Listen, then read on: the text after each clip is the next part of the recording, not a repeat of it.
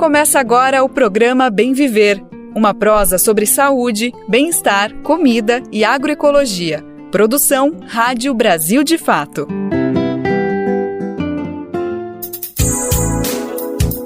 Olá, hoje é sexta-feira, 8 de dezembro de 2023. Está começando mais uma edição do Bem Viver, produzida pela equipe do Brasil de Fato. Eu sou Daniel Lamir e você acompanha junto comigo os destaques do programa de hoje. Aqui, como você sabe, procuramos e compartilhamos notícias sobre agroecologia, meio ambiente, saúde, cultura e muito mais. Quer um exemplo?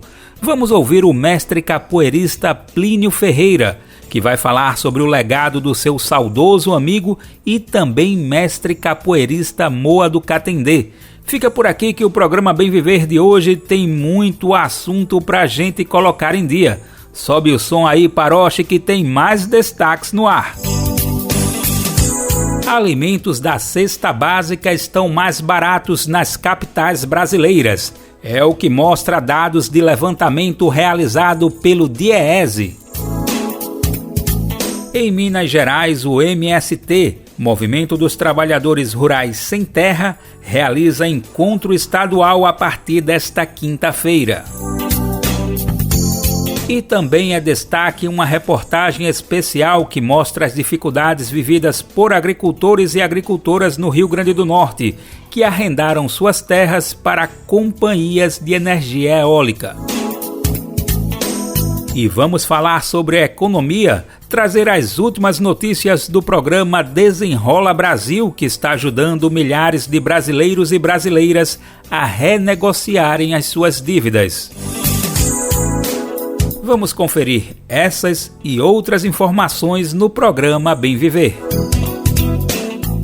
O Bem Viver é um programa informativo diário do Brasil de Fato e tem edição novinha, sempre de segunda a sexta, a partir das 11 horas da manhã.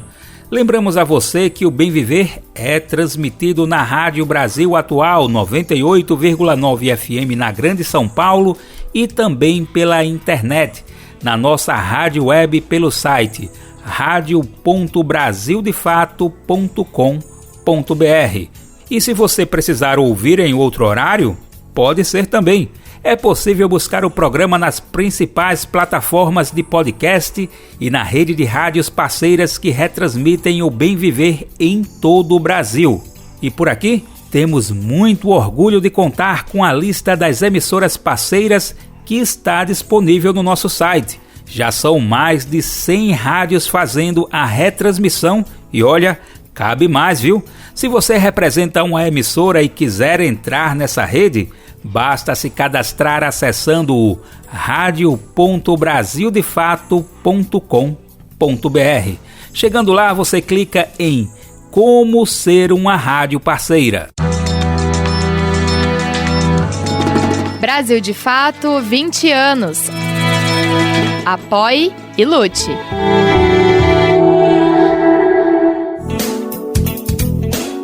E iniciamos esta edição do Bem Viver falando da vida e do legado do mestre capoeirista Moa do Catendê, de Salvador, Bahia. O capoeirista foi assassinado em 2018, aos 63 anos, por um bolsonarista após uma discussão política.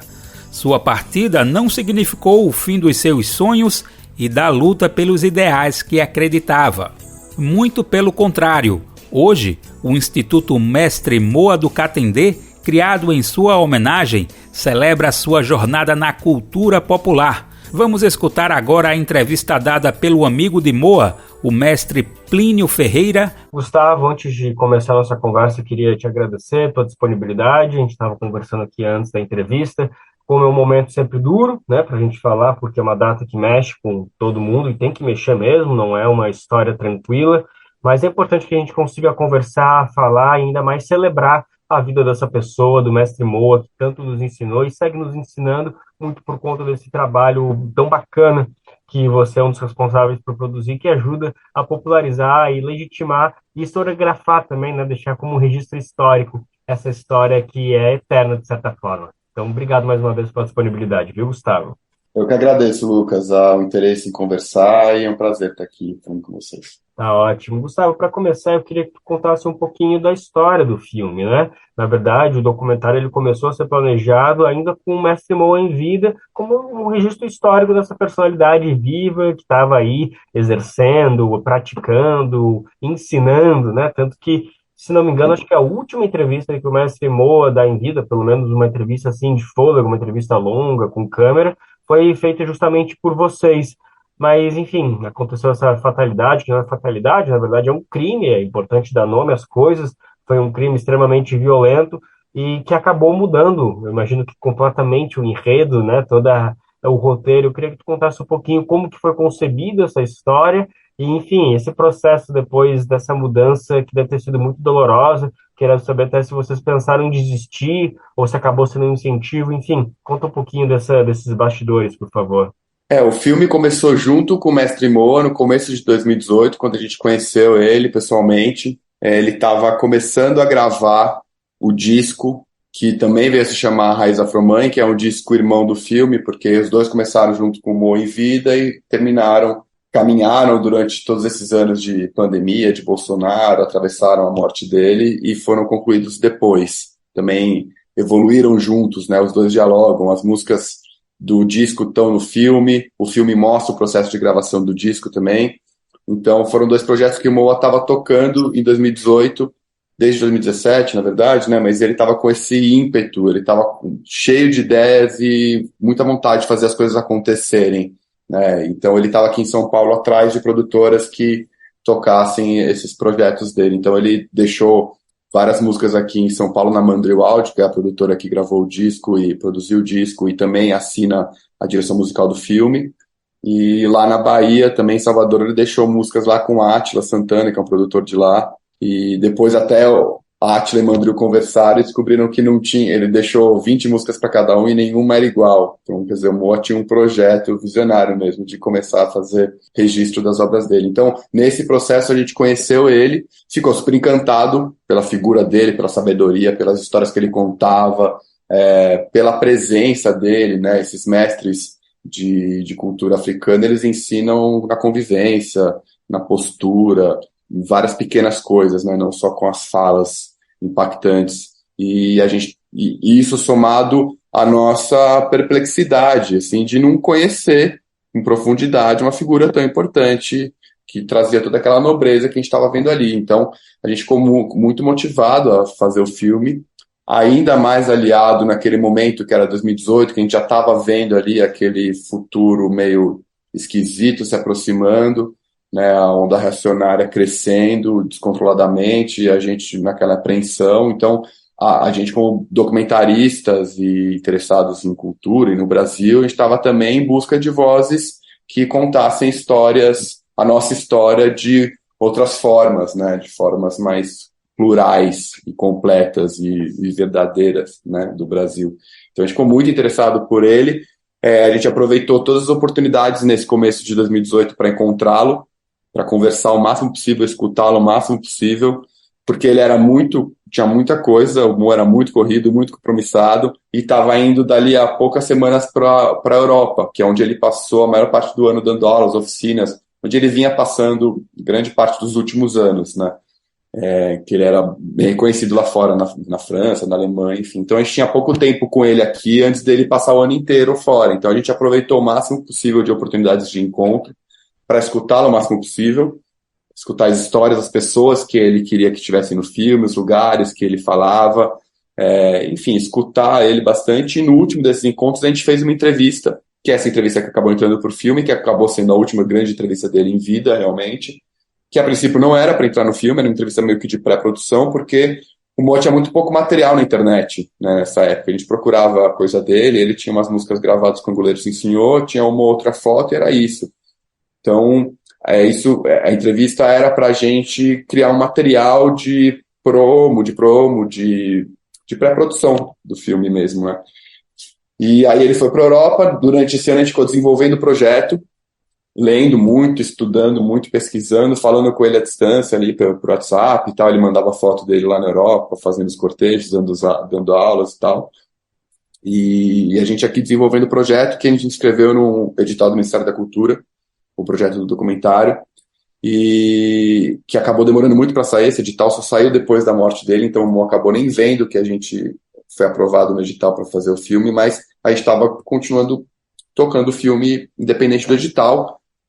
Outubro ele volta para o Brasil para votar, para visitar a família em Salvador e para votar. E no dia do primeiro turno das eleições, ele é brutalmente assassinado ali no bairro dele, no Engenho Velho de Brotas, que é o bairro que ele cresceu, que ele fez história, que ele era rei. Foi uma comoção em Salvador, e para a gente que estava esperando ele voltar para começar a gravar o filme, né, a ideia era ele voltar, estava lá em Salvador, ele ia voltar para São Paulo e a gente ia começar a produzir de fato o filme. Foi um baque horroroso, assim, além do resultado do primeiro turno, né, que quase deu o Bolsonaro ali, enfim, surpreendendo a gente que tinha boa fé. Teve essa notícia que a gente amanheceu no dia seguinte com essa notícia, no grupo do WhatsApp do filme, assim. Então foi um horror, a gente ficou super triste, super revoltado. Teve que esperar um tempo baixar essa raiva para não deixar ela contaminar a nossa decisão, sabe assim? E vieram aqui, tiveram vários comícios aqui, manifestações a favor do MOA aqui em São Paulo. A gente registrou isso com nossa câmera, ainda não profissionalmente com filme, mas registrou tudo isso. E foi para Salvador depois de um tempo para conhecer a família, para os amigos mais próximos, ver esses lugares que ele falava e também sentir a temperatura e sentir o que essas pessoas que eram próximas dele sentiam em relação ao filme, ao disco e ao que estava acontecendo com a imagem dele, o lugar que ele estava sendo colocado como essa espécie de mártir político, né? Que no fim reduz a imagem dele, né? O Mo é muito maior do que isso. Então, a motivação inicial da gente fazer o filme, somado a esse lugar que ele foi colocado como um mártir político, não necessariamente relembrando e reverenciando o que ele fez em vida, o trabalho dele em vida mesmo cultural, como arte educador, manteve a gente com a certeza que a gente tinha que fazer o filme. Então a gente nunca pensou em desistir, a gente teve mais certeza que a gente tinha que fazer e que o filme tinha que manter a proposta original, a vontade original de celebrar a vida dele, celebrar a obra dele. Então, depois da morte, vencido o luto e vencido a revolta, a gente teve mais certeza que o filme precisava continuar sendo sobre a vida, sobre o legado do Moa e a morte ali como um fato histórico, parte da vida dele, mas não a principal e não o final, nem de longe. Então é assim que está no filme. Bacana, que é importante isso, Gustavo, dessa percepção que vocês tiveram logo na hora de entender que, apesar desse fato ter talvez colocado o Mestre Moa até como uma figura mais nacionalmente conhecida, porque foi um caso que repercutiu e realmente tinha que repercutir, foi muito importante essa percepção de que era importante manter a linha original de que temos que celebrar a vida, não destacar a morte. Ele não morreu naquela situação dessa maneira, é uma outra construção que precisava vigorar na narrativa. Queria continuar a nossa conversa trazendo até um ponto que você falou mais no início, que você disse que você estava com essa questão de filmar logo com ele, porque logo depois ele iria para a Europa, passar uma temporada, e isso acaba casando com uma outra pergunta que eu ia trazer, que é justamente sobre como nós brasileiros, como o Brasil de forma geral, na verdade, cultua, respeita, valoriza seus mestres, suas pessoas que perpetuam conhecimentos que são ancestrais, que vêm de antes deles mesmos existirem, que vêm de outras gerações e conseguem, né, jogar para frente de maneira que se perpetue por décadas, por gerações, por séculos, melhor dizendo, mesmo com toda a repressão que existe. E aí, enfim, me chamou a atenção que é isso. Eles sabem lá para fora, claro, porque tinha essa notoriedade, realmente tem que ir para fora expor, mas também fiquei um pouco na dúvida se será que também tem um pouco porque aqui ele não estava conseguindo ter o respeito que ele merecia. Enfim, acabou vindo como uma provocação justamente para trazer para essa questão, se você acha que o Brasil falha nesse quesito, nessa questão de saber olhar com devido respeito enquanto as pessoas estão aqui, estão vivas e podem falar por elas próprias. A gente não precisa ficar achando amigos, conhecidos, que também é bonito e é importante, temos que valorizar esses conhecimentos, mas por que a gente não pode ouvir a própria pessoa falando e explicando tudo aquilo que ela já tem guardado e já vem manifestando, a gente só precisa registrar? Sem dúvida, esse acho que é um grande mal do Brasil, a gente conhecer os mortos, né, e não dar flores em vida aos nossos mestres da cultura, mestres educadores, principalmente quando são pretos, né, acho que isso é parte muito importante da estrutura racista do Brasil, né? Acho que existe uma espiral de apagamento, eu acho, dessas vozes, né? Que vem de racismo, de preconceito, que gera mais desconhecimento e gera mais apagamento. Quanto mais apagamento tem, mais conhecimento tem, portanto, mais preconceito, né? A gente não pode gostar daquilo que a gente não conhece, ou daquilo que a gente conhece filtrado ou enviesado por um discurso de uma branquitude colonialista, né? Então, eu acho que essa estrutura precisa ser quebrada de várias formas. O Moa, acho que foi um personagem que sofreu disso, assim, não tinha o reconhecimento que ele merecia em vida. Ele tinha reconhecimento em Salvador, mas muito do núcleo a que ele pertencia, da cultura de matriz africana, da capoeira. Mas mesmo dentro disso, a gente começou a perceber depois que existia muitos ciúmes. Enfim, o principal, acho que de falar aqui, é que a gente no Brasil tem uma cultura de não dar valor, esperar as pessoas morrerem para cultuá-las e não devolver isso para as pessoas em vida, né? A gente escutou isso de muitas pessoas que a gente entrevistou lá, de artistas da Bahia, né? Falando isso, a gente também, eles falam, né? A gente também quer as flores, a gente quer o reconhecimento, a gente quer, é importante para qualquer artista, todo artista é vaidoso e é importante ele ouvir que ele está sendo importante e que ele está sendo, e que a obra dele está repercutindo e atinge milhões de pessoas e faz a diferença para indivíduos, né? Moa atuava muito assim, né? Ele transformava a vida de pessoas por onde ele passava, e individualmente pelo convívio, pelas oficinas que ele fazia, pelas aulas que ele dava, pelas vivências, e de forma coletiva no alto dos cortejos, que é o poder que o carnaval tem de educar as pessoas, massas. Então, são letramentos estéticos que acontecem através da arte, de manifestações artísticas. Então, eu acho, sim, respondendo a sua pergunta diretamente, acho que o Moa, como tantos outros mestres pretos, periféricos, de cultura de matriz africana, não teve reconhecimento merecido enquanto em vida. Isso a gente percebia antes, quando ele ainda estava vivo, quando a gente estava começando a fazer esse filme, pela falta de material de registro que ele tinha, comparado ao tamanho e à importância das histórias que ele participou e que ele protagonizou. E é isso, e acho que isso aconteceu com ele em vida e aconteceu quando ele morreu também, no lugar que ele foi colocado ali, né, que não foi, a gente via muito falar sobre Moa, sobre o seu assassinato brutal, político, mas pouco ouvia falar da obra que ele tinha trabalhado a vida inteira. Então acho que isso é reflexo de um pouco de usar essas figuras como objetos de discursos oportunistas, sabe? Parafraseando Nelson Cavaquinho, né? Me dê as flores em vida, o carinho na mão amiga, enfim, né? Um ensinamento que a gente realmente precisa refletir com o Mestre Moa e com tantos outros.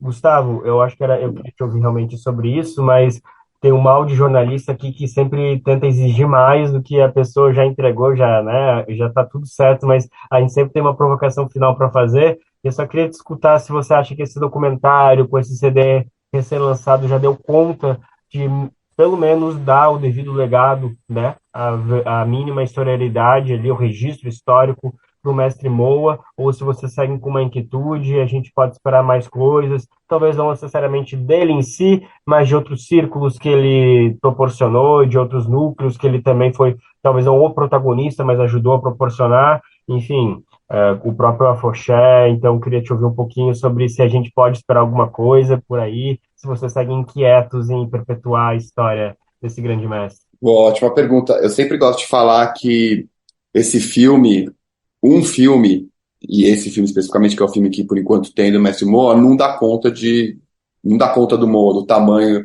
da grandeza, da magnitude do Moa e da história dele.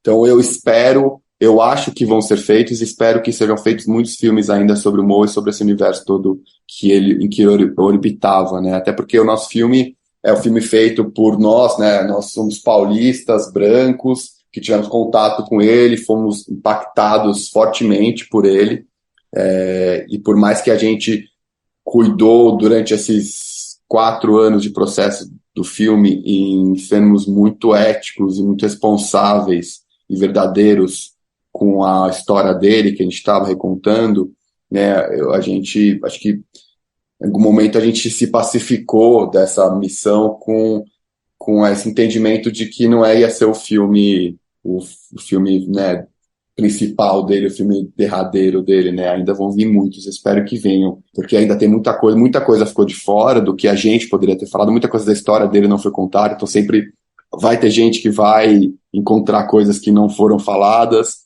e isso eu acho que é bom, sabe, as pessoas sentirem falta de histórias do Moa ali no filme, porque a intenção não é ser o arquivo derradeiro dele, é realmente provocar para que as pessoas conheçam mais e vão atrás dele, descubram mais histórias, descubram mais músicas. Então, o objetivo do filme é criar mais um canal a partir dos múltiplos caminhos que o Moa apresentava e trabalhava de reconexão com a cultura afro-brasileira, e que isso inspire as pessoas a conhecerem mais e inspirem mais filmes a serem feitos. Tem muita gente que teve muito contato com o Moa e que deve ter muito material, muita história para fazer mais filme, e esse contato com o Moa e o processo do filme de aprendizado foi um processo transformador para a gente, para mim como diretor, para o Felipe, produtor executivo, que é meu dupla, que a gente estava desde o começo junto. Foi um processo transformador, mudou a nossa vida, abriu nossos olhos e nosso interesse infinito por essa cultura e por essas pessoas que trabalham essa cultura. Então a gente conheceu muita gente interessante e que a gente está, sim, querendo desenvolver projetos com eles também, projetos individuais com eles, e que despertou nós muita vontade de falar mais sobre esses mestres esquecidos da cultura brasileira, sabe? Então esse é um dos projetos que a gente tem derivado disso, né?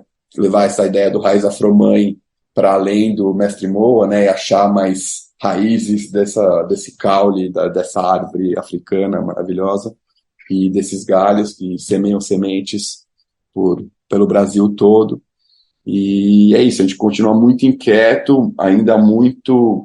O filme não deu conta, sabe, por mais catártico que tenha sido, assim, né, eu consegui fazer e executar, e que as pessoas vissem, e a gente vê o retorno de algumas pessoas que assistiram, que conheciam o Moa e eram super próximas a ele, pessoas que não conheciam, conheceram ele por causa da fatalidade, e, enfim, a gente ainda, esse senso de que o filme não é suficiente e nunca vai ser, por mais que acalme a gente para a gente conseguir ter terminado e lançado, ainda deixa a gente muito inquieto em querer fazer mais e falar mais e conhecer mais e aprender mais, assim. Então a gente continua aprendendo com o Mo até hoje, sabe? A gente convive com ele diariamente, mesmo ele não aqui, mas as coisas que ele falou pra gente, que a gente viu ele falando por aí em vídeos, em fotos, em arquivos, ensinam todo dia, se ressignificam, né? Acho que esses são os aprendizados,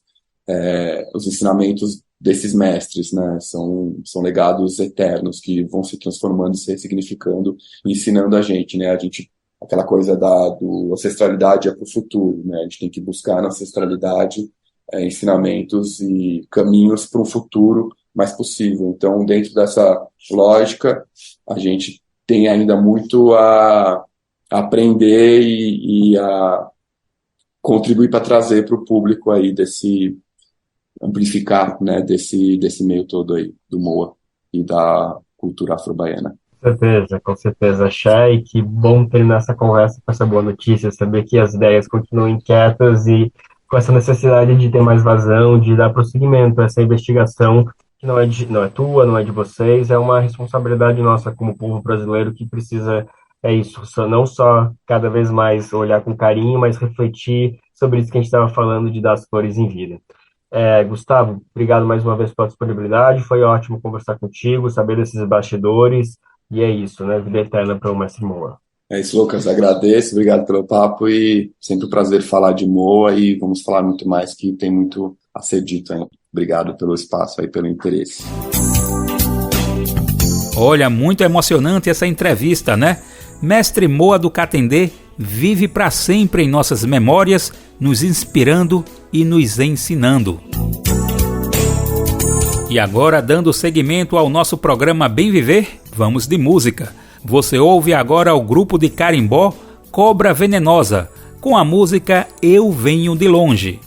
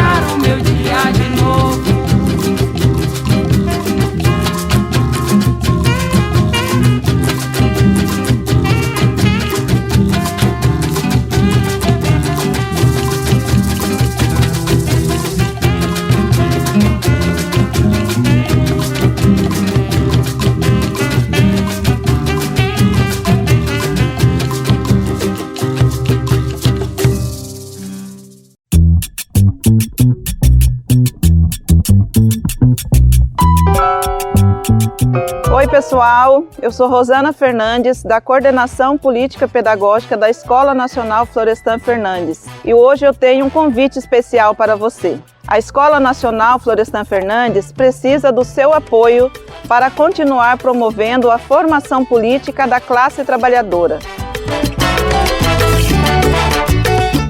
Desde 2005, mais de 40 mil pessoas do Brasil e do mundo já passaram pela Escola Nacional, que continua existindo por meio da solidariedade dos movimentos populares e associados que contribuem com esse projeto.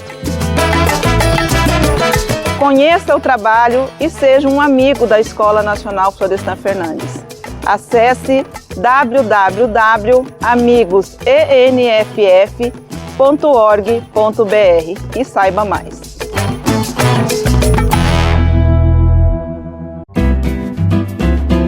Programa Bem Viver, sua edição diária sobre saúde, bem-estar, comida e agroecologia.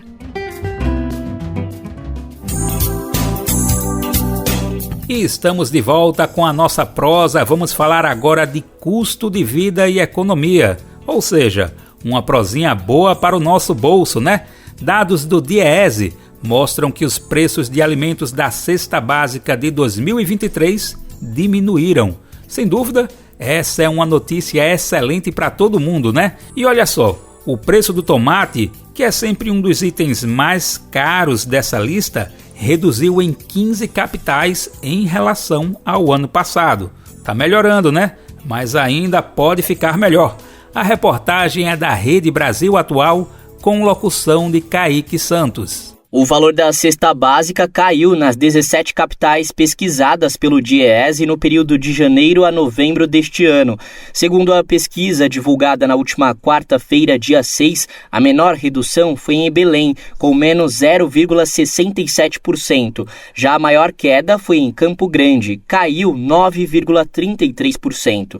Em São Paulo, a diminuição foi de 5,31%. Fazendo o recorte de tempo entre outubro e novembro, os preços chegaram a subir em 9 das 17 capitais, e São Paulo foi a cidade com maior custo, com cerca de R$ 749. Já o menor valor médio foi o de Aracaju, com aproximadamente R$ 516. Vale destacar que a composição da cesta nas cidades do Norte e Nordeste é diferente das demais. Assim, com base na cesta mais cara, o DIEESE calcula o valor necessário para que o salário mínimo supra as despesas básicas de uma família de 4 pessoas. O necessário apontado é de cerca de R$ 6.294. Isso corresponde a 4,7 vezes o mínimo oficial, que é de R$ 1.320. O tempo médio necessário para adquirir os produtos da cesta básica está em 107 horas e 29 minutos. O tempo é bem menor do que há um ano, quando eram necessárias 121 horas e 2 minutos. De São Paulo, da Rádio Brasil de Fato, com reportagem da Rede Brasil Atual, locução Kaique Santos.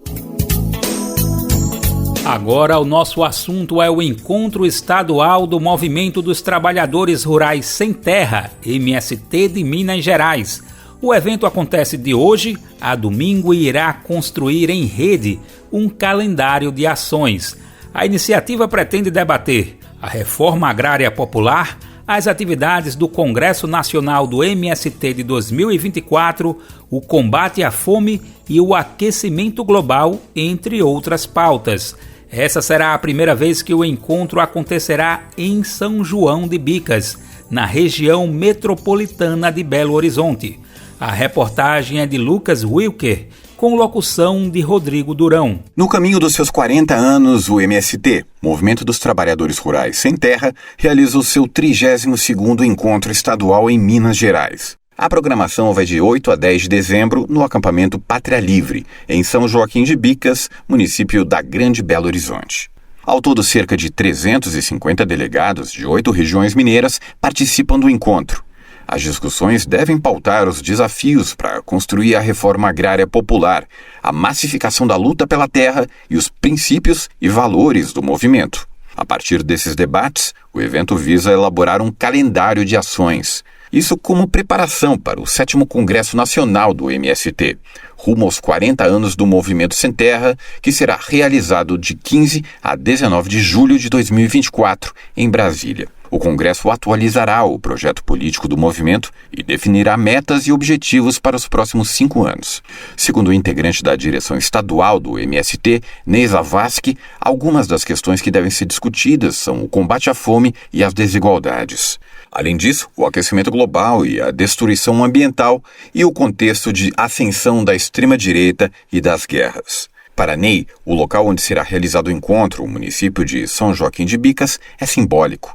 Nas palavras dele, o município tem áreas falidas por empresas, além do saque de recursos naturais. O dirigente destaca que o município é formado por famílias que estão à margem, excluídas, residindo na periferia da região metropolitana de Belo Horizonte. Além disso, nas palavras dele, enfrentam o que há de mais degradante em Minas Gerais: a mineração irresponsável.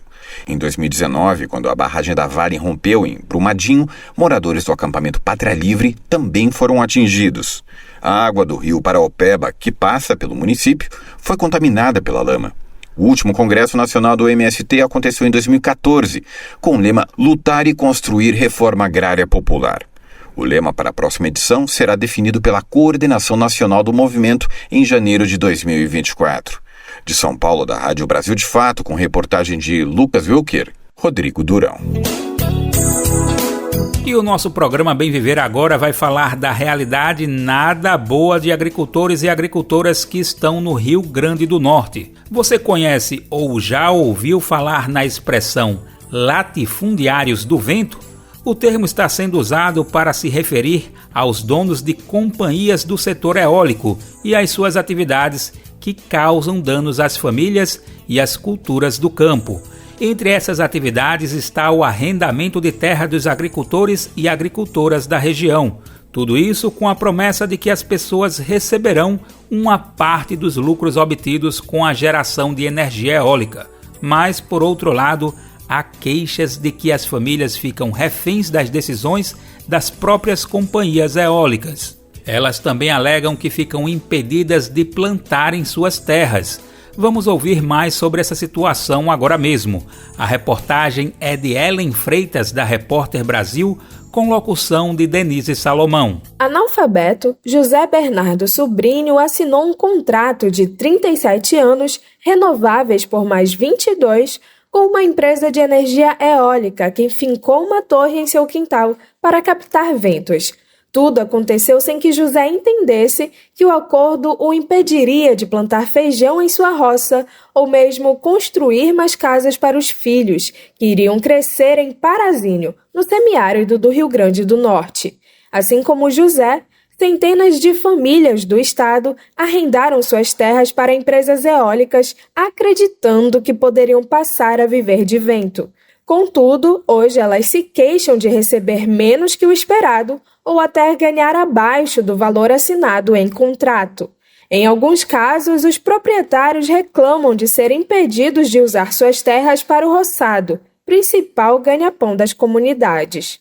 Em depoimento para a reportagem de Ellen Freitas, da Repórter Brasil, Severina Rodrigues da Silva, viúva de José, reclamou da situação em sua propriedade. Além do barulho, ela disse que plantou feijão carioca no local e depois um trator passou por cima da plantação. Por meio de contratos de arrendamento, empresas do setor eólico controlam hoje pelo menos 262 mil hectares no Rio Grande do Norte. Isso representa 5% da área do estado ou quase 2 vezes o tamanho da cidade de São Paulo.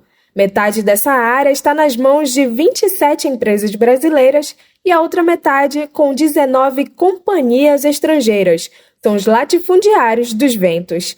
Os dados fazem parte de um levantamento inédito da Repórter Brasil. Ela cruzou informações para descobrir quem são as empresas e os proprietários envolvidos na geração de energia eólica no Rio Grande do Norte. O estado é o maior produtor nacional dessa energia, uma das principais apostas para a transição energética necessária para combater a crise climática. Organizações sociais e advogados que acompanham as famílias alegam que boa parte das comunidades desconhecia os detalhes dos acordos firmados. Ao todo, os parques eólicos em operação, em construção ou já previstos têm contratos com pelo menos 1.915 imóveis rurais em 51 municípios do estado. Apenas 2 empresas concentram 1/3 dos negócios, a portuguesa EDPR, com 316 contratos, e a brasileira Casa dos Ventos, com 307. Durante 7 dias pelo litoral e o semiárido do Rio Grande do Norte, a reportagem observou que boa parte das famílias são agricultores. Elas enfrentam dificuldades para continuar suas atividades e não veem no arrendamento da terra a renda extra que sonhavam. As empresas negam as críticas. Elas afirmam que os acordos seguem a legislação vigente e que investem no desenvolvimento das comunidades. A associação que representa o setor declarou que está elaborando um manual para orientar as empresas em relação aos contratos. A associação que representa o setor declarou que está elaborando um manual para orientar as empresas em relação aos contratos. Diferentemente da água, que é considerada um bem do Estado por legislação específica, os ventos estão em um limbo regulatório. Isso é o que diz a pesquisadora Mariana Traude, professora do Instituto Federal de São Paulo. Ela avaliou que o Código Civil brasileiro abre uma brecha para o potencial energético dos ventos ser considerado como pertencente à terra, pois a norma classifica o espaço aéreo como parte do imóvel, sem definir o limite em altura. Dessa forma, as empresas eólicas usam instrumentos do direito agrário para fazer negócios. Essa falta de regulação abre margem para abusos, na opinião de Traude. O marido de Severina arrendou toda a terra da família ao Parque Eólico Ventos de São Miguel, de acordo com ela, com a promessa de que poderiam seguir trabalhando na roça e na criação de animais. Mas a Elera, atual gestora, impediu a agricultora de instalar cercas em uma área onde cria bois, cabras e ovelhas. O argumento foi de que iria atrapalhar o trânsito de carros da companhia. A Elera afirma que os proprietários recebem pelo arrendamento da terra, mas que podem utilizar o imóvel. Nas palavras da empresa, para as atividades de agricultura e pecuária, desde que respeitados os procedimentos de segurança. A falta de normas para o setor afeta também os cofres públicos, pois não há pagamento de royalties aos governos municipais, estaduais ou federal. Uma proposta de emenda à Constituição foi apresentada em 2015 na Câmara dos Deputados para discutir o assunto. Ela chegou a ser aprovada pela Comissão de Constituição e Justiça, mas está parada desde 2017. A Repórter Brasil procurou a ANEEL por e-mail e telefone para saber quais regras são consideradas para balizar esses acordos, mas não houve resposta. Já as demais empresas negam que haja o controle da propriedade. Por meio de nota, a EDPR afirma que os contratos garantem o desenvolvimento, construção e operação do empreendimento, de acordo com a empresa, sem adquirir a propriedade que permanece com o proprietário original. A Casa dos Ventos diz que se compromete com o desenvolvimento social e com a sustentabilidade dos territórios onde atuam, nas palavras dela, assegurando que os contratos honrem os direitos da propriedade de uso e gozo. A empresa explica que a condição de utilizar a área desde que não afete a operação é essencial tanto para a segurança do parque quanto dos proprietários. Falecido em 2014, Sobrinho repassou o contrato para Severina e os 6 filhos sem que eles tivessem a opção de interromper o acordo. Severina ainda tem uma dívida com a empresa, que debita todos os meses metade dos R$ 1.300 que a família tem direito. Quando foi instalado o parque, ofereceram R$ 14 mil para que pudessem sair da casa de taipas para uma de alvenaria. Eles já pagaram R$ 72 mil e ainda faltam 27 anos de pagamentos. De Belém, da Rádio Brasil de Fato, com reportagem de Ellen Freitas, da Repórter Brasil. Locução, Denise Salomão. Agora vamos falar da situação em Maceió e os danos causados pela empresa Braskem, Quem ouve o Bem Viver por aqui sabe que esse é um assunto que a gente vem acompanhando de perto aqui no programa. Dessa vez, os atingidos pelo crime ambiental da Braskem ocuparam as ruas com faixas e cartazes para cobrar medidas de reparação. São mais de 40 mil pessoas afetadas pela mineradora que, ao explorar salgema na região, colocou em risco de afundar pelo menos 5 bairros da capital de Alagoas. Pescadores e marisqueiros também estão entre os mais afetados, já que parte da Lagoa Mundaú está interditada para navegação. Quem conta essa pra gente é Gabriel Correa, da Rádio Agência Nacional. Com faixas e cartazes, centenas de moradores protestaram nesta quarta-feira contra a empresa Braskem por causa do crime ambiental provocado pela petroquímica e que causa risco de afundar diversos bairros na capital alagoana. Movimentos populares do campo também participaram do ato na Avenida Fernandes Lima, onde todas as faixas da pista foram ocupadas. Depois, eles seguiram para a Assembleia Legislativa no centro da cidade. Odja Barros, da Igreja Batista do bairro Pinheiro, foi uma das 40 mil pessoas obrigadas a saírem da área de risco. Está ali a nossa luta de resistência contra a Braskem. Nós estamos lutando para reverter a ordem judicial e nós vamos voltar ao nosso templo e reocupar o nosso território, que é nosso. Em Brasília, o advogado-geral da União, Jorge Messias, se reuniu nesta terça-feira com o governador de Alagoas, Paulo Dantas, para tratar da situação de iminente colapso da mina número 18. A AGU enviou uma equipe de advogados da Procuradoria-Geral da União para discutir a repactuação dos acordos firmados anteriormente com a Braskem. O objetivo é ampliar as medidas reparatórias por causa do agravamento da situação geológica, consequente da exploração de salgema do subsolo. O encontro ocorreu a pedido do presidente em exercício Geraldo Alckmin. A AGU já havia instaurado o procedimento para apurar o caso e delimitar os danos a serem ressarcidos. O governador Paulo Dantas também solicitou ajuda para atender a realocação de pacientes psiquiátricos e para os 6 mil pescadores e marisqueiras da região, que têm dificuldade para trabalhar.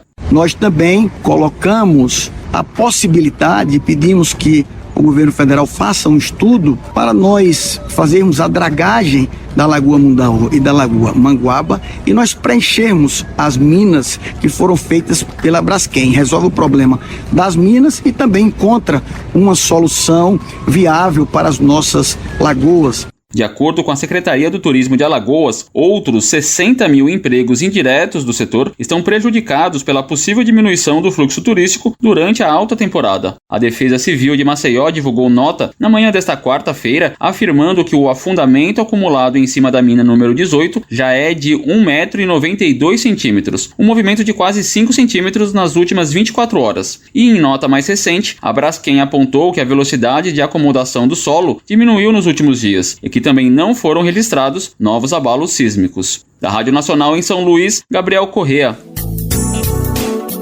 Saindo do Nordeste, nossa prosa segue agora para o norte do país. Nosso assunto é a Amazônia. O Ministério da Justiça e da Segurança está enviando para o estado do Amazonas a Força Nacional de Segurança Pública. Ela deverá apoiar as ações da FUNAI em defesa de territórios indígenas da região do Médio Purus. Entre as principais problemáticas da região estão as queimadas, o desmatamento ilegal e a invasão de grileiros. Isso, inclusive em localidades onde vivem povos indígenas isolados. A reportagem é de Madison Euler, da Rádio Agência Nacional. O ministro da Justiça e Segurança Pública autorizou o envio da Força Nacional de Segurança Pública para apoiar a FUNAI no Amazonas. A portaria publicada nesta segunda-feira e assinada pelo ministro Flávio Dino confirma a atuação dos agentes nas terras indígenas da região do Médio Purus, no estado do Amazonas. As atividades da Força Nacional na região devem durar 90 dias. Segundo o documento, os agentes de segurança vão atuar nas atividades e nos serviços imprescindíveis à preservação da ordem pública e na proteção das pessoas e do patrimônio em caráter episódico e planejado. A área tem incidência também de povos indígenas isolados e, durante os últimos anos, vem sofrendo com a invasão de grileiros, com as queimadas e o desmatamento ilegal. A área de atuação da coordenação do Médio Purus abrange os municípios amazonenses de Lábrea, Tapauá, Pauini e Canutama, onde vivem aproximadamente 9 mil indígenas de pelo menos 8 etnias. Criada em 2010, a unidade é responsável por coordenar e monitorar a implementação de ações de proteção e promoção dos direitos de povos indígenas da região do Médio Purus, no estado do Amazonas. Da Rádio Nacional em São Luís, Madison Euler. Bora conversar agora sobre a COP28 e as alternativas ao combustível fóssil. Nos últimos dias, durante o evento lá em Dubai, nos Emirados Árabes, foi discutido que o Brasil tem potencial para produzir hidrogênio verde. O assunto ainda é novidade, mas a gente contextualiza aqui para você. O hidrogênio verde é obtido quando se separa da água as moléculas de oxigênio das de hidrogênio, por meio de um processo que chamamos de eletrólise. Mas para ser considerado verde, esse processo precisa ser feito com fonte de energia elétrica renovável. As placas solares são um exemplo. Quem traz mais informações é Gabriel Brum, da Rádio Agência Nacional. O Brasil tem potencial para ser líder na produção de hidrogênio verde, uma das alternativas mais cotadas para substituir combustíveis fósseis no setor de transporte. Por isso, o tema é tratado na COP28 nos Emirados Árabes Unidos. O Sistema Transportes, que reúne entidades como CNT e SEST, levou o caso brasileiro para o evento nesta quarta-feira. A gerente executiva ambiental da Confederação Nacional do Transporte, Érica Marcos, diz que o serviço de longas distâncias pode ser beneficiado porque o hidrogênio abastece mais rápido e tem mais autonomia. O hidrogênio é produzido por meio da eletrólise da água, que separa as moléculas de oxigênio das de hidrogênio. E para ser verde, tem que usar energia elétrica de fontes renováveis no processo.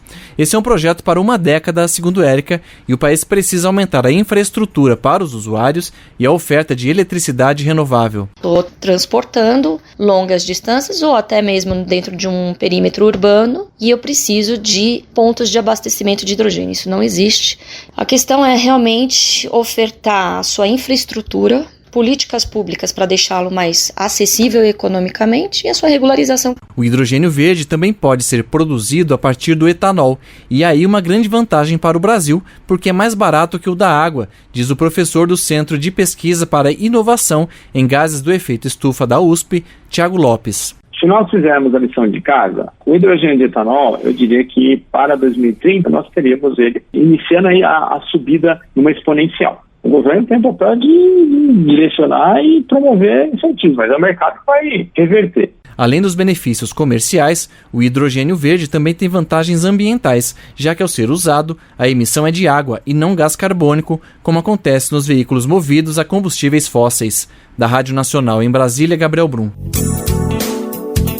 Mudando um pouco de assunto, vamos falar agora sobre educação. O presidente Lula declarou que o tema é um importante investimento para o país. Ele também falou que as formações em matemática, física, engenharia e química, entre outras, devem ser incentivadas em todo o território nacional. Bora ouvir mais detalhes sobre a declaração agora na reportagem de Carolina Pessoa, da Rádio Agência Nacional. Foi inaugurado nesta quarta-feira, no Rio de Janeiro, o primeiro curso de ensino superior do INPA, o Instituto de Matemática Pura e Aplicada. O curso é gratuito e tem como objetivo capacitar os estudantes para entrar de forma efetiva no mercado de tecnologia e inovação. Durante o evento, o presidente Lula ressaltou a importância de mais pessoas formadas na área de exatas. É preciso que a gente forme mais em matemática, em engenharia, em física. É preciso que a gente pegue aqueles cursos que são hoje primordiais para o desenvolvimento de uma nação, aquilo que o mundo hoje necessita para que a gente possa ser mais competitivo. O presidente destacou ainda que educação é investimento e não gasto e reforçou a importância da igualdade de condições entre pessoas de diferentes classes sociais no acesso à educação. O que a gente quer é, da mesma forma que o dinheiro garante que o estudante que possa pagar uma escola privada ele tem uma melhor qualidade de ensino, a gente quer abrir a porta para aquele que não teve a mesma facilidade que o dinheiro lhe deu, que o Estado dê para ele a oportunidade. O curso começa em 2024 e vai atender até 100 alunos no primeiro ano, com investimentos de 16 milhões e 700 mil reais e 400 estudantes ao final de 4 anos, ao custo anual de 55 milhões e 900 mil reais. Para 2024, o concurso usará o desempenho dos estudantes em Olimpíadas do Conhecimento e no Enem. As inscrições para a graduação devem ser feitas pelo site empatec.impa.br até 28 de dezembro. Da Rádio Nacional no Rio de Janeiro, Carolina Pessoa. Bora conversar agora sobre economia? O papo é sobre o programa Desenrola Brasil. Dados do governo federal mostram mais de 10 milhões de pessoas que já conseguiram renegociar suas dívidas, com descontos de até 90% do valor original. O programa surgiu este ano e, sem dúvida, veio em boa hora para ajudar os brasileiros e brasileiras a ficarem em dia com as contas. Quem traz as informações é Leandro Martins, da Rádio Agência Nacional. 10 milhões e 700 mil pessoas já renegociaram dívidas pelo programa Desenrola Brasil, que começou em julho deste ano. Somados, os valores atingem 29 bilhões de reais. Os dados foram apresentados nesta quarta-feira na divulgação do Censo Nacional do Desenrola. Na primeira fase foram atendidos 7 milhões de brasileiros que tinham dívidas de até R$ 100. Com valores maiores, foram atendidos 2 milhões e 700 mil endividados.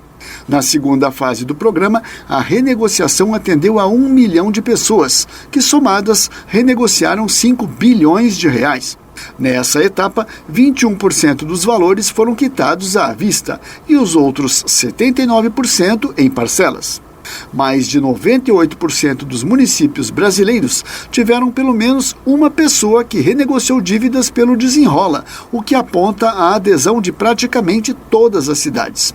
Adriano Paor, representante da B3, a Bolsa de Valores do Brasil, ressalta que o prazo para renegociação é de até 60 meses, mas que a média está em 11 meses para quitar.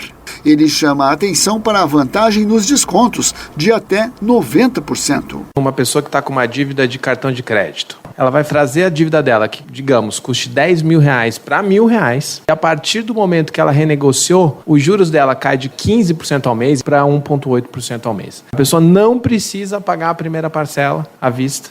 É um benefício muito grande. O secretário de Reformas Econômicas do Ministério da Fazenda, Marcos Pinto, aponta que muitas dívidas foram negociadas com o pagamento do 13º salário. O dia de maiores renegociações no Desenrola até agora foi o dia que foi paga a primeira parcela do 13º no final do mês passado. Então isso mostra que a população está interessada, está comprometida em renegociar suas dívidas. Ainda segundo o secretário Marcos Pinto, a pasta vai enviar ao Congresso uma medida provisória para permitir a renegociação por pessoas que ainda não têm o certificado prata ou ouro na plataforma SouGov. E acrescenta que o Ministério vai tentar também a prorrogação por mais alguns meses do Desenrola Brasil, que está previsto para encerrar este ano.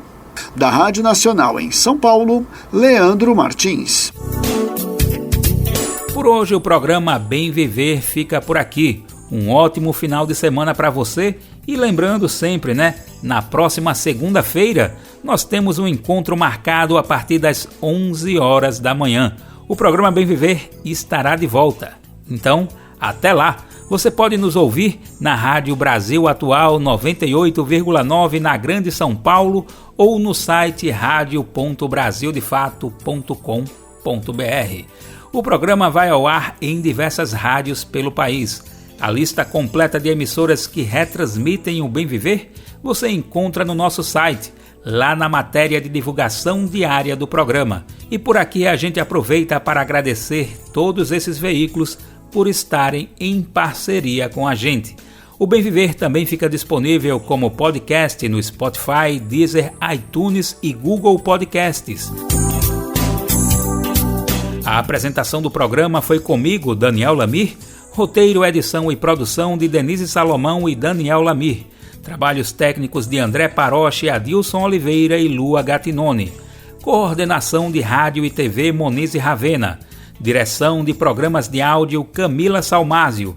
Direção Executiva Nina Fidelis. Apoio Equipe de Jornalismo do Brasil de Fato. Você ouviu o programa Bem Viver, uma prosa sobre saúde, bem-estar, comida e agroecologia. Produção Rádio Brasil de Fato.